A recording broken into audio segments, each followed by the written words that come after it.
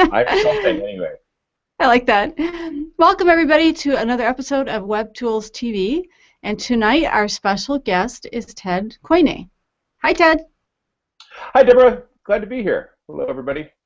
Good. And before we start, now, you know what? I just went out and purchased your book, but I didn't have time to read it cover to cover. That's like a long book. That's a lot of good information there. So before we start on the tool Hey, end of things, I want to hear about you and your book. okay. So, together with Mark Babbitt, my co-author, we spent about the last 5 years, or really six now, looking at the ways that social media has changed business. Everything about business, every single thing. So we have 15 different chapters, and there's no repetition. We took really a look at many different aspects of business leadership, and it's a leadership book. Of course, we talk about social media throughout, but it's not a how-to of social media, how to create a Facebook campaign that goes viral or something like that. A lot of good books out there. Ours is, okay, you're running a business. What do you do? Everything's so different. Yes, everything's different, and everything's getting much more different quickly. And this is the book of, if you haven't, if you're not with it yet, here's your quick catch up before it's too late. So actually, okay, I'm going to spare you like the big long story because this is supposed to be about you, not about me. But I actually served as chief technology officer in the financial industry, and the way that I got into social was they came to me. I'm not sure how it comes under that category because we actually had a PR firm that we had in Beverly Hills doing it, but it Right. was like, you decide on social media because you're IT. Like, okay, but I was hearing everyone talk about Facebook. I'm like, I'm not going there at all. Of course I did. As soon as I researched it for the company, I was hooked.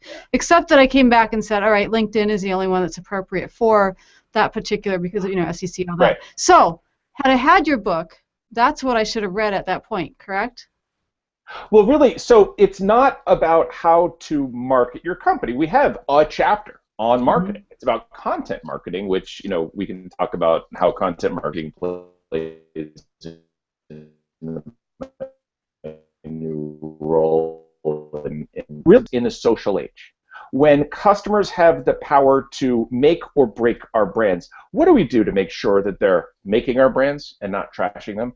When employees have that same power, and more are learning about that every day, they're flexing their muscles. What do we do to make sure that we're attracting the top talent who has those options to go to whatever employer they want to, rather than getting stuck with the leftovers?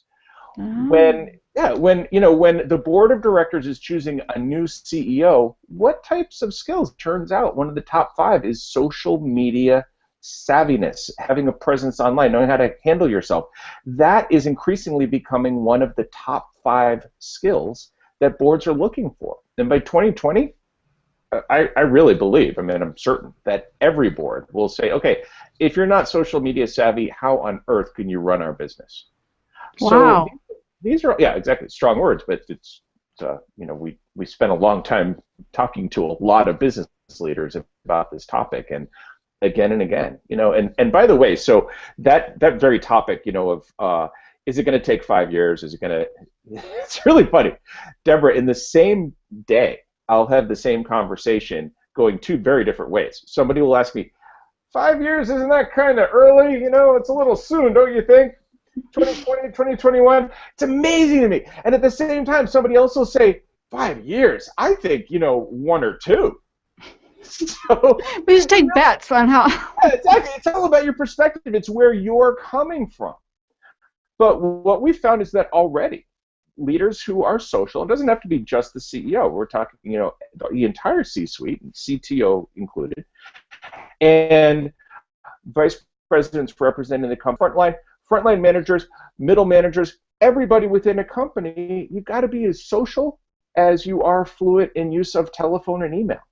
It's not, the idea that there's a social media department or that social media is a part of marketing or something like that, maybe a few years ago, but it's just a skill that we all need. And the nice thing is it's a really fun skill, and one that, as you know, and as many people know, it's not just for, the kids anymore.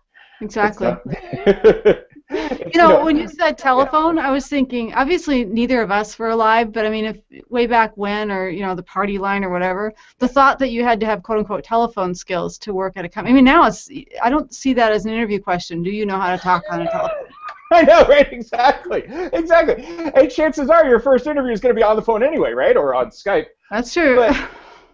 But more and more companies are actually sourcing their talent through things like posting work on Twitter or something like that. So this is the type of thing. HCLT got a lot of great PR by doing that. They had kind of a big contest. And this is a company with about 60,000 employees. It's a global firm based in India, and they said, we want to fill a slot that requires social media savviness.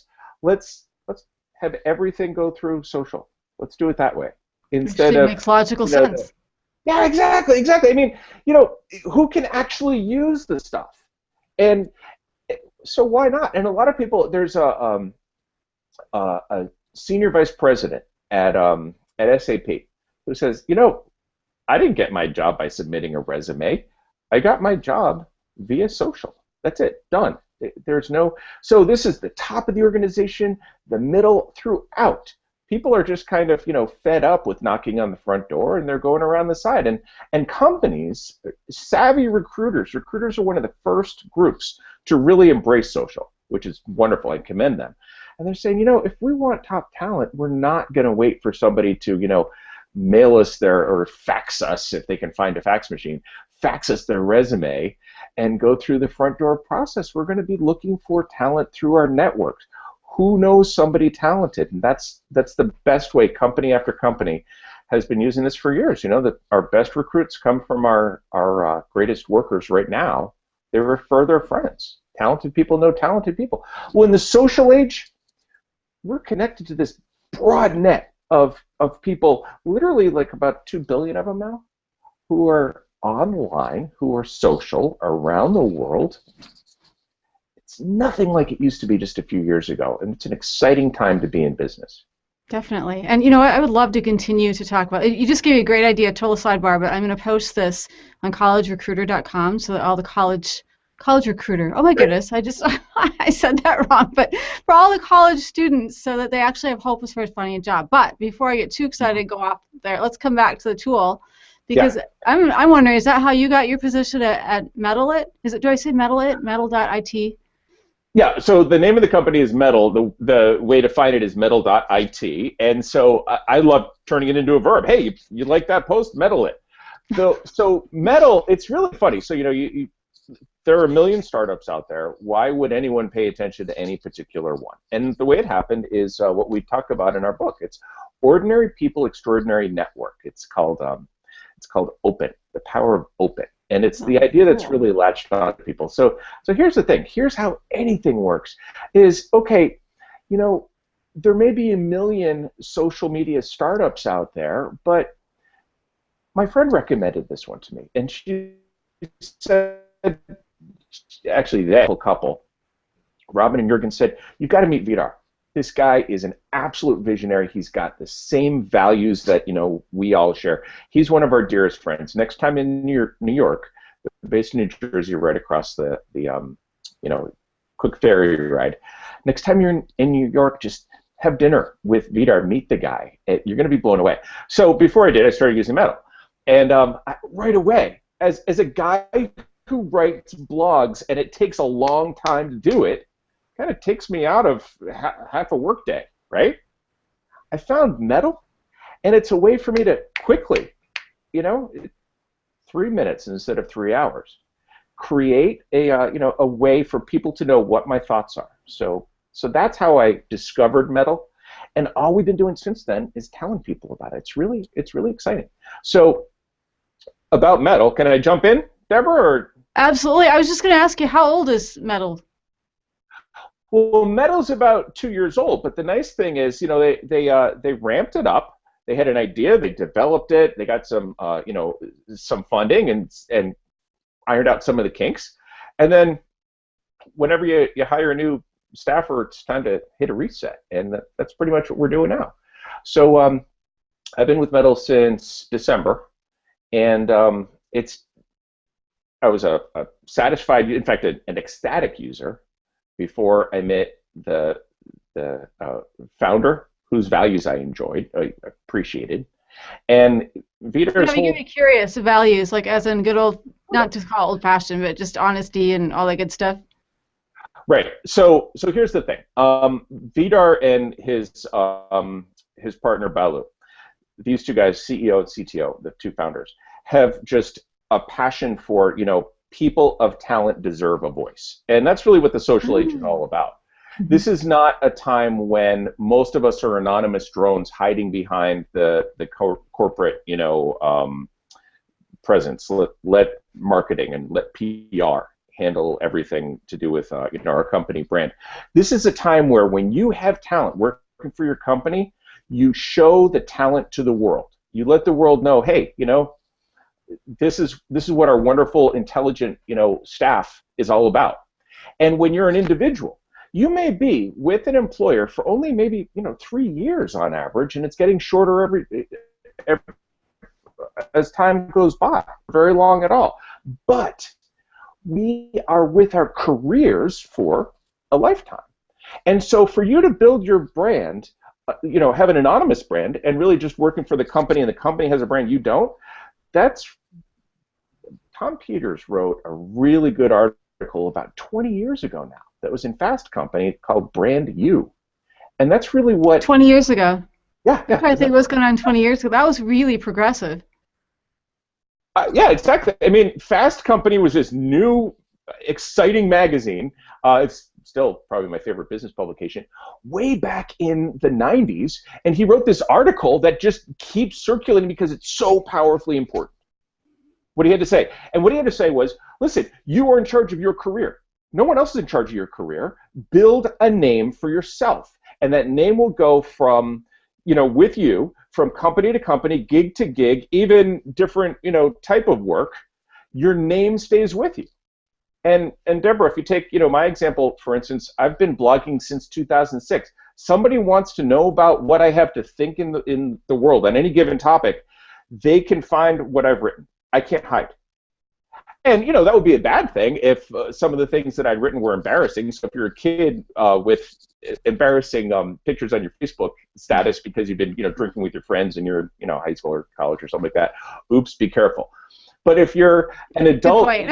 yeah, exactly. No, but if you're an adult and you're building your brand intentionally, then, talk again about resume. Who needs a resume? Are you kidding me? A couple of pieces of paper or just Google me.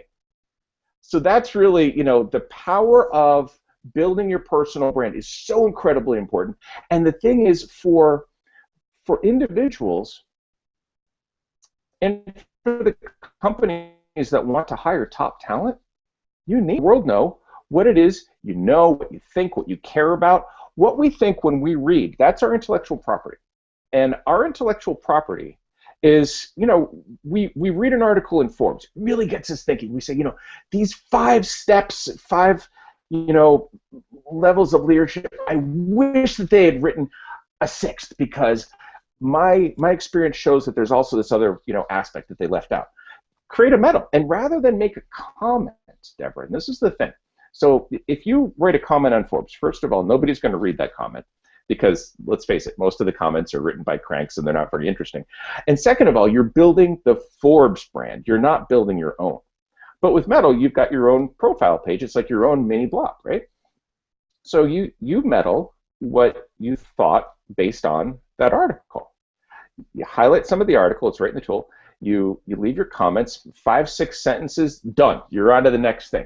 So in 3 minutes, in 10 minutes, you have created something that follows with you for eternity. Since since the middle of November, when I started, I've created like half a book worth of content, but it wasn't hard. Unlike killing yourself writing a blog post. Hey, we all have thoughts, so why not share them in a way that is painless, that is not going to consume your day, so employers don't have to worry about their workers all being paid professional bloggers. No, we're not paid professional bloggers. We've got stuff to do. But since we're reading anyway, why don't we build our brand? And then if you're a company And you have all these smart people working there. Like, IBM's famous thing is our people are our brand, right? They employ smart people. So let them know. In fact, we have some IBMers who write medals now. So let them know how smart you are. Um, Write a medal and write a whole bunch of medals, and then instead of people sharing the knowledge of the company through their social networks, which is kind of like a somewhat sophisticated way of spreading the word. It's much better than just the marketing department. Instead of that, you could have the marketing department help spread the word of the content that your employees have created. So they're actually showing their brain power, not the marketing department's brain power. It's a shift in how marketing works. That could reflect back on the company, like you said, as far as IBM's motto, that if you've got all these brainiacs and it's like, wow, those people are just awesome with all their thoughts, like, hey, I got to go buy something from IBM. Exactly.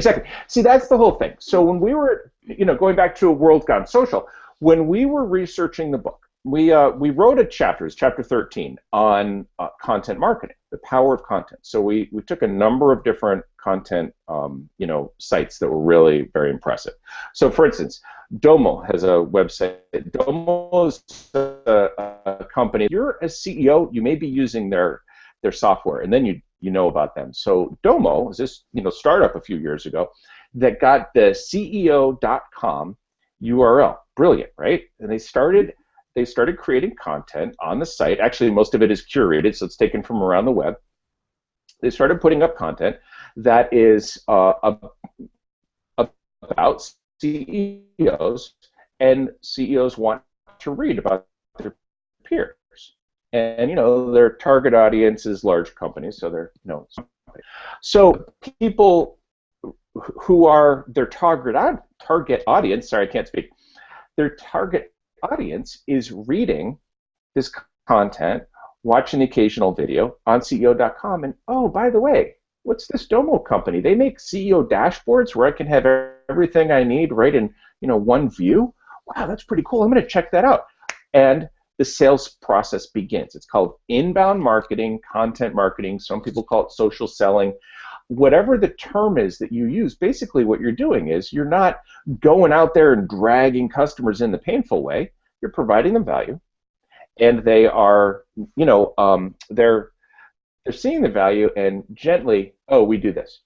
SAP did the same thing. So they wanted to attract CIOs, and they created the Business Innovation blog, where a lot of people read that blog because business innovation is such an important topic for many people, but some of those people are in the IT department. Some people are CIOs or CTOs who might end up purchasing SAP products or services. So sure enough, we interviewed the founder of that blog for our book. He said, yeah, first year, SAP is a very data-driven company. So if we did not prove our ROI right away, never mind. He said, yeah, the first year, I forget that the number was something like 400% return on the investment. Wow. So basically, so they hired a small team to run this, and then they made, they saw how many leads they got and how many of those leads ended up buying via this website. So that's content marketing. So the first one is like a corporate blog, and tell me, Deborah, how many corporate blogs do you read? How much do I read would be the first question, because if I can figure out how to read a 40-hour day, I would be reading all the time. But yeah, I don't read nearly as much as I'd like to. But I tend to visit Forbes, Money, but those are, you know what I mean. Right, Forbes and Money, which are, this is traditional journalism. You hope it's objective, right? You're not going to go to a corporate blog where they're just providing their stuff. Hey, our company is so wonderful. It's roses and rainbows. I mean, come on, nobody reads those things. So companies put all this effort in. So that's like the first phase of content marketing was, hey, we're going to have a corporate blog, which no one's going to read. Okay. And the second phase was, all right, we're going to provide something of more substance and value and a little less salesy. And that was, we were discussing. Adobe does it with CMO.com. There's a lot of companies that have websites which kind of, it's like, a flower attracting the bee. and then some of those bees end up buying. Okay, so that's the second phase of content marketing. Now the third phase, and this is actually something that we wrote about too. This is something we learned about from IBM. Again, there's a company called Dynamic Signal. A lot of their competitors have sprung up or adopted the same type of technology. So for instance, Sprinkler is another one, where what they do is they give marketing a tool to say, all right, marketing comes up with, white papers or, that type of thing. Share this knowledge through the entire company. Now, we were really impressed with this about, 6 months ago now when the book went to press. We thought, this is the next level. This is the third phase of content marketing, of social selling, where you have, instead of a small marketing department sharing, the corporate information, the products, the white papers and the blog posts and everything else. Instead of just a small marketing department do it, what if we had all of our staff, everyone? So for instance, IBM right now has 400,000 people working there. So what if that's a mass of people. I know. If I'm following where you're going with this, like, wow. Well, right, exactly. So if they train them all in how to use social, and they've already done this because this is a several-year project. Train them all on how to use social so they know what they're doing. First of all, that's a great job skill for them to have. Like, thank you, employer, for doing this. That's a wonderful thing. Like, how instead of giving somebody a paid day off, which is wonderful, how about you give them a job skill they can take with them from job to job through the rest of their career. So that's the first thing, is train them how to use social.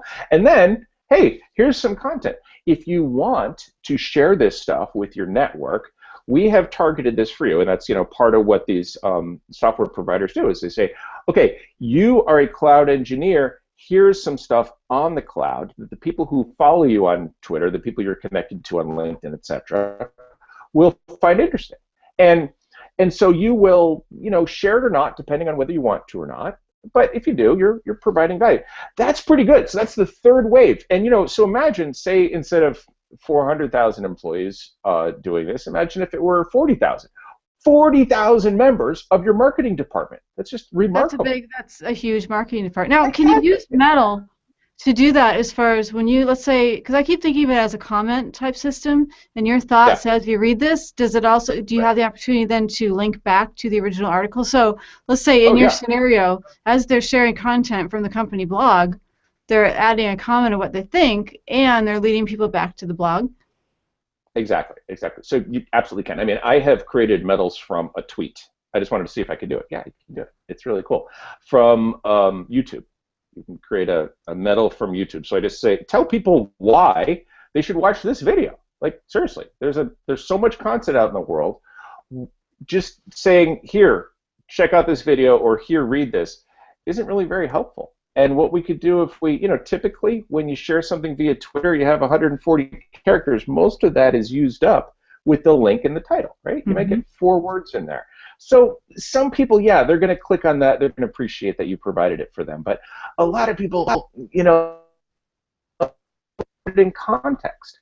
So when you have really smart employees, like many of these companies do, we're past the knowledge economy. Now we're in the creative economy, where people are actually using their brains at work. It's a wonderful thing. So when you have all these talented, educated people giving insight into, this is really valuable, and this is why, and if you want to read the whole thing, right there, boom, there's a link to the full article. In fact, what I do, Deborah, all the time is I say, I wish I could write about more, but I've got a day job, so I highly recommend. Typically the stuff that I share is things that I want people to read more of. So it's probably going to end up feeding traffic back to the the Fast Companies and the Forbes out there. If that happens, you're welcome. That's not our real intention. It's just but it's such a better way of curating content than just providing it. You're providing it with context. Now back to your question of, all right, so if you have corporate stuff, so say your company produces a lot of white papers. All right, I want to tell people why they should read this white paper that my company provided. Yeah, that's absolutely, do that. Now here's the thing, and this is why the third phase of the thing we were talking about with the 40,000 employees all sharing the message of the company. It's in a way it's a little bit inauthentic just because, okay, you work for that company. It's again going back to the first problem of the corporate blog. When you're providing corporate,